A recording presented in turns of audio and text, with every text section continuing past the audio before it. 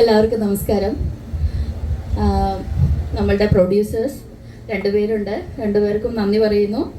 നമ്മളുടെ directors, DOP, ബാക്കി സ്റ്റേജിലിരിക്കുന്ന എല്ലാവർക്കും നന്ദി. പിന്നെ ഇന്നിവിടെ കൂടിയിരിക്കുന്ന എല്ലാവർക്കും, കുറച്ച് പേര് എൻ്റെ കറുത്തമൂത്ത ഫാൻസ് ഉണ്ടെന്ന് തോന്നുന്നു. കുറച്ച് പേര് ഒരു കയ്യടി ഞാൻ പ്രതീക്ഷിച്ചു കയറി വന്നപ്പോൾ, പക്ഷെ ആരും അടിച്ചില്ല. എല്ലാവരും വെള്ളം കുടിച്ചില്ലേ? ക്ഷീണാണോ? ചൂടുണ്ടോ? ഉണ്ടോ? വേണ്ടതില്ലല്ലോ. ഓഡിയൻസിന്റെ പ്രതികരണം വേണം, എന്നാലല്ലേ നമുക്ക് എന്തെങ്കിലും സംസാരിക്കാൻ തോന്നൂ. ഉണ്ടെങ്കിലും ഒന്നുമില്ല.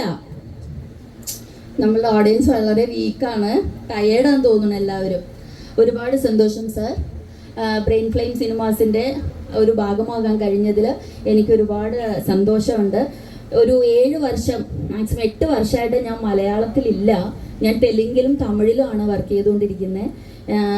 7 വർഷമായിട്ട് കറുത്തമുത്ത് എന്ന സീരിയലിൻ്റെ തെലുഗു റീമേക്ക് ചെയ്തുകൊണ്ടിരിക്കുകയാണ് ഞാൻ. കാർത്തിക ദീപം എന്നാണ് അതിൻ്റെ പേര്.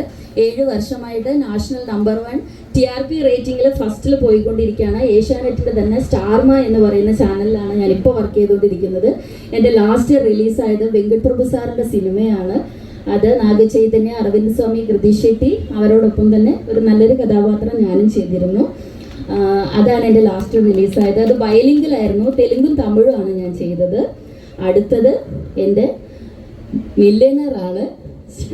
നമ്മൾക്ക് പ്രതീക്ഷയോടെ കാത്തിരിക്കാം. ഇതും വലിയൊരു വിജയമാകട്ടെ എന്ന് ആശംസിക്കുന്നു.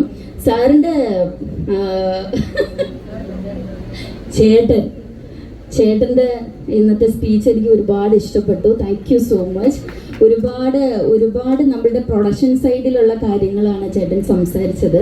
അത് കുറേ പേർക്കൊന്നും അറിയില്ല. ഒരു സിനിമ എങ്ങനെ ഉണ്ടാകുന്നു, അതിന് വേണ്ടിയിട്ട് ആളുകൾ എത്രത്തോളം പെയിൻ അനുഭവിക്കുന്നു എന്നൊന്നും ഒരുപാട് പേർക്ക് തന്നെ അറിയില്ല.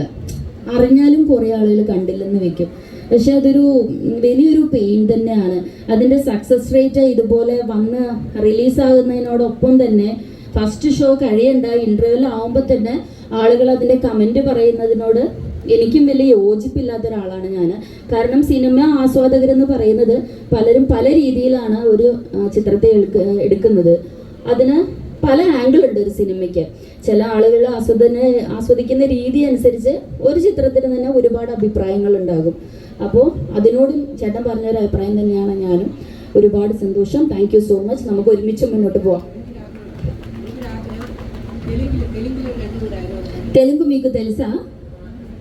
తెలుసంటే నేను మాట్లాడతా, నాకు పర్లేదు. నేను 7 years నుంచి తెలుగులో వర్క్ చేస్తున్నాడు కదా, కొంచెమైనా తెలుగు మాట్లాడకుండా ఎట్లా మరి? Thank you so much. Thank you.